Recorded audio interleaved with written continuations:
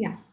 So good afternoon, everybody, and thank you so much for this opportunity to share the stage with such distinguished co-speakers.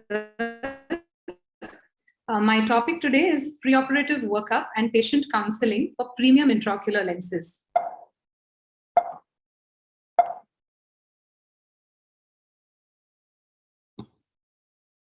Am I audible? Yes, please go ahead. Okay, sorry.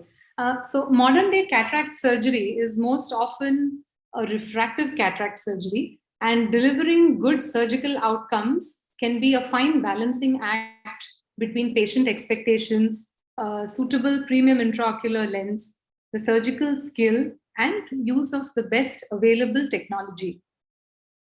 So to quote Alexander Graham Bell, before anything else, preparation is the key to success. And herein comes the importance of a meticulous preoperative workup. So we need to take a detailed ophthalmic history and a systemic history. We need to do a complete ophthalmic evaluation, including slit lamp and fundus examination. Tear film analysis and mammography is of paramount importance. And then we look at measuring biometric parameters like keratometry and A-scan for axial length. Corneal topography again, and then we move on to calculating the intraocular lens power. We also need to get a fundus picture and SD-OCT macula done. So starting with ophthalmic and systemic history, we need to understand how the patient perceives his defective vision and how it affects his day-to-day functioning. While inquiring about the patient's symptoms, we also need to find out what is the profession, what is the lifestyle, and what is the visual demand for the patient. We also need to assess the personality and what are the expectations that the patient has.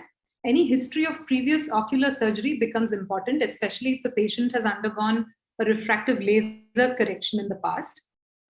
Systemic conditions like diabetes, hypertension, ischemic heart disease, BPH, which has an implication on pupillary dilatation if the patient is on tamsulosin, these need to be inquired into. And of course, these are not contraindications, but physician needs to take care of this and certify that the patient is fit to undergo a premium IOL surgery. Now, in ophthalmic examination, we need to look for the visual acuity and refraction. We need to measure contrast sensitivity using a Perry-Robson chart, do a cover test to rule out any phorias or tropias. A detailed slit lamp examination is an absolute must. We need to look at any eyelid pathology, including meibomian gland dysfunction, presence of any blepharitis, any hordeola, and so on and so forth. Assessment of ocular surface and tear film is also extremely important. We'll be talking a little more in detail about that. Then we need to rule out any corneal pathology or uveitis. And importantly, we need to grade the cataract. And this has a bearing on how we are going to plan the surgery. Intraocular pressure measurement is equally important. And then proper dilated fundus examination it must be done to rule out optic nerve and retinal pathology. Also, nasolacrimal duct patency needs to be ascertained.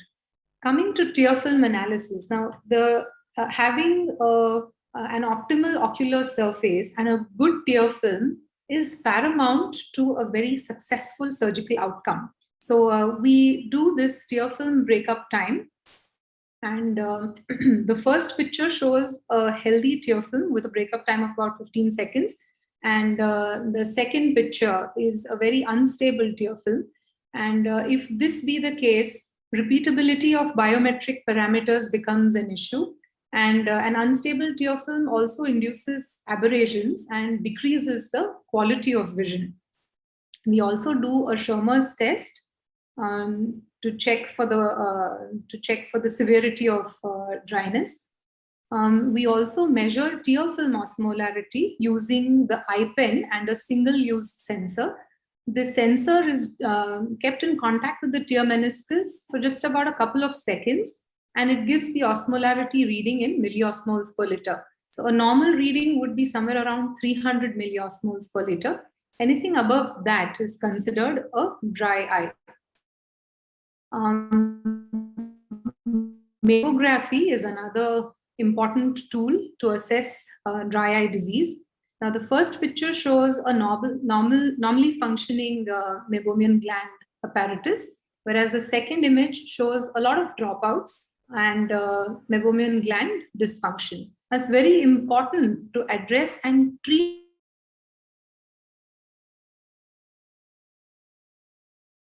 other topical agents like cyclosporin and punctal plugs. Now, moving on to the biometric parameters, most importantly, the axial length and K readings. Now, axial length can be measured by either immersion biometry, which is preferred in slightly denser cataracts, or optical biometry. Now, this immersion biometry printout from our Contel machine shows very repeatable and predictable measurements of axial length, the lens thickness, and the anterior chamber depth measurements. The IO with in just a little while from now. There are various options for optical biometry. These machines use a swept source swept source OCT technology to measure the different biometric parameters. So we have the option of using Antirion or an IOL master or a LensStar. Now, this is a printout from the Antirion for one of our patients. And I will be briefly discussing these parameters when we come to IOL power calculation. Now, another very important investigation is the corneal topography, especially important in patients who have high astigmatism and also want spectacle independence. And we are planning a toric multifocal or a toric trifocal intraocular lens for them. So the SIM-K readings are what we use for IOL power calculation. This also gives us a little more information about the horizontal visible iris diameter, then the pupillary diameter, and the chord length for angle kappa, which we will talk about next. It also gives us some information about the central corneal thickness and the anterior chamber depth. Now, all these measurements are taking us towards calculation of the most accurate intraocular lens power. Now, what is this angle kappa? It is the angle between the visual axis and the pupillary axis. And a normal value is anywhere between 2 to 5 degrees. But we usually now measure it as the chord length mu, which is the distance between the pupil center and the visual axis. Now, this is very important for centration of the multifocal IOL because if there is a very large angle kappa, then the visual axis may actually pass through the HLET and not the central optical zone of the multifocal IOL. And this may give rise to distortion of vision, the visual acuity may decrease, and the patient may experience glare and halos, and so on and so forth. Now, another consideration is the angle alpha, which is the angle between the optical center of the cornea and the visual axis. So it is the distance between the center of the limbus and the visual axis. Now, angle kappa may actually change after surgery, after phacoemulsification. So angle alpha may be actually a more reliable and a stable factor in comparison when we are looking at pre-op planning for multifocal or trifocal IOLs. Now, the formulae for calculation of intraocular lens power have evolved tremendously over the years. What started with regression analysis has now evolved into Virgin's formulae and using more biometric parameters and then ray tracing and artificial intelligence. So earlier, the two main important parameters were axial length and keratometry. But now we have additional variables that are incorporated, such as the anterior chamber depth, the lens thickness, the white-to-white measurement, refractive error, and in some algorithms, even age is included. The newer formulae are also utilizing other techniques like the ray tracing data, more modern regression analysis models, artificial intelligence, deep learning, and large-scale computational algorithms. So each new modification of an IOL calculation formula aims to better predict the post-op lens position, or more commonly called the effective lens position. And each of these equations have certain constants in them. And these constants vary with the type of IOL we are going to choose, the effective lens position, and the surgeon factor. And if these can be optimized, then the IOL power calculation becomes more accurate. Now, here are some of the formulas that are routinely used in practice. The SRKT formula, Hoffer Q and Holliday 1 and 2 are third generation formulae based on regression analysis and mathematical derivation. For shorter axial lengths, say less than 22 millimeters, the Hoffer Q and Holliday 2 are the formulae of choice. For lens between 22 to 26, the SRKT works fine. For larger axial lengths, the Wang-Kock adjustment can be utilized for better accuracy. Now, the Hages formula is a fourth generation formula. It has added a few more constants in the equation for better predictability of the IOL power. And this can be used for post-LASIK eyes.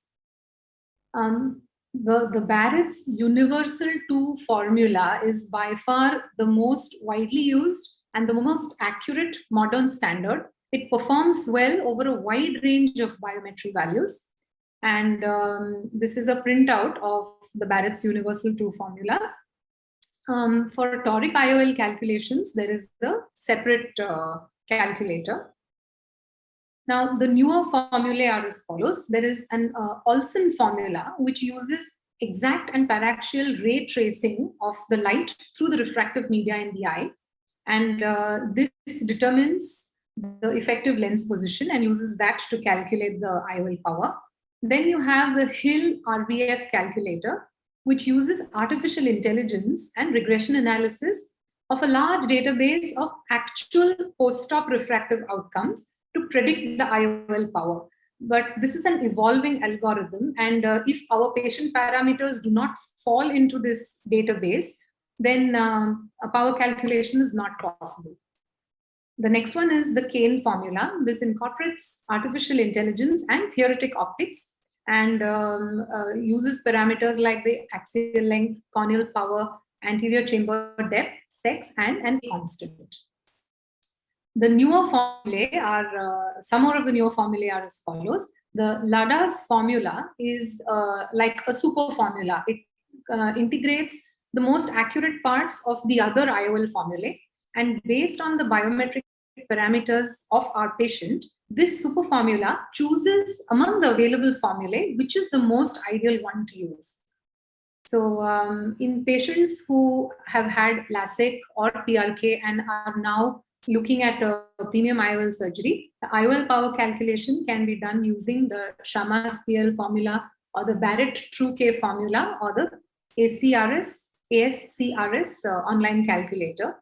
All three have comparable results in terms of accuracy. Now, once we've determined the most important part, which is the IOL power, we should also be looking at how the posterior segment is. And all premium IOL patients need to undergo optical coherence tomography. This is one of our patients. She seemed to have a seemingly normal looking fundus, but when we did an OCT, we found out that there was foveal thinning, and a retina cross consult revealed that she had parafoveal telangiectasia. So it was good that we picked this up preoperatively. Otherwise, she would not have been a happy patient with a premium IOL. So what are the patient selection criteria?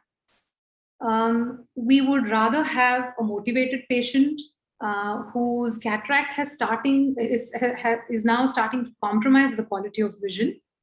Somebody who has an active lifestyle and is willing to spend on lifestyle enhancing procedures. Somebody who desires spectacle independence and has realistic expectations about the surgical outcomes. Now, which